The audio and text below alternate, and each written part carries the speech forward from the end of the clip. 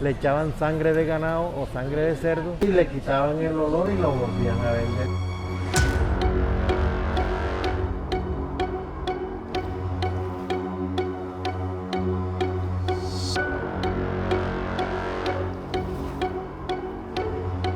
En una época trabajando en Cartagena, en el área de la salud, la actividad laboral era visitar restaurantes, fábricas de alimentos, comisaba hígado, cualquier víscera. Entonces uno la cortaba, le echaba creolina para desnaturalizarla, las metía en las canecas de la basura y cuando uno se iba venían otros y los sacaban, los lavaban bien, le echaban sangre de ganado o sangre de cerdo y le quitaban el olor y lo volvían a vender. De allí tomamos la determinación de que siempre que decomisaba ya no le echaba creolina, me iba a la orilla del caño, de la ciénaga que está ahí y empezaba a echarle eso a los pescados y a los pelícanos. Tengo ya como 10 años que no voy por allá.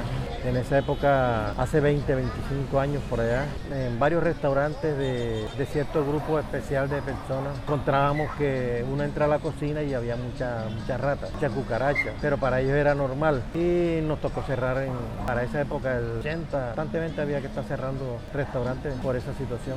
Estas cosas se conseguían en algunos restaurantes, sí. Hubo más de un caso de que encontramos que habían animalitos de esos ahí en los restaurantes. De pronto era, no puedo decir que era para el consumo, pero había tanta producción que se sospechaba y entonces decomisábamos los alimentos y nos tocaba botarlos, llevarlos al basurero y desnaturalizarlos allá por seguridad para la comunidad. De basura, como me tocaba hacer el control de alimentos en la plaza, era que el pescado dañado, que ya tenía las espinas salidas de la piel, entonces tenían una ponchera por un lado con agua de límpido y tenían otra agua tranquila y tenían una sal gruesa como la sal marina, pero con anilina roja mezclada. Entonces, ¿qué sucede? Que echaban el pescado malo en el agua con límpido, lo dejaban unos 5 o 7 minutos, después que lo sacaban, lo pasaban por agua normal para que le quitara un poco el olor a límpido y después le untaban la sal esa que daba el color rojo. ¿Qué sucede? Que cuando el pescado entra en el límpido se pone duro y se pierde el daño que tenía, que ustedes un día le ponían el dedo y se hundía, ya no, acá quedaba durito.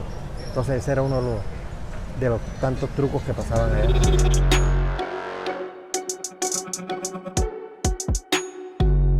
Mercado de Basur, que es la plaza mayor que hay en Cartagena ahora mismo. En un control que estábamos haciendo, encontramos unas latas de atún con la prensilla cambiada. O sea que ellos estaban vencidos y les cambiaron la etiqueta. En esa época nos tocó decomisar 1000 laticas de atún y encontramos que habían personas en los tanques esos metálicos de 12 latas, tenían la cantidad de latas allí echadas, quitándoles la etiqueta. Otro grupo estaba secando las latas y otro grupo estaba pegándole las nuevas etiquetas.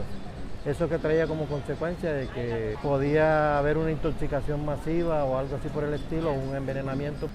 Es que en una época, por allá como el 80 y tanto, 83, 85, por ahí, hubo una intoxicación en Barranquilla, un fallecido, hubo otra gran intoxicación en San Andrés con otro fallecido y algunos intoxicados en Cartagena. Como nos llegó la comunicación, pues en un barrio de Cartagena llegó un señor a vender queso y le pregunté de dónde era y como ya tenía noción de dónde era la cuestión y que en esa tienda se había comprado el queso de la persona que estaba intoxicada en esa época, pedí todos los datos de donde lo producían y me trasladé a un pueblo por allá por Mate, un corregimiento de Mate. Llegamos a la finca donde hacían el queso y yo no me iba directamente donde los administradores ni nada, sino que cuando veía algunos muchachitos, ya había cogido por experiencia que se le pregunta primero a ellos qué había pasado. Y encontré que habían unos tanques con herbicidas, donde habían tenido herbicidas. Me tocó destruir en esa época varios botes de esos de producción de queso y decomisar un poco de queso.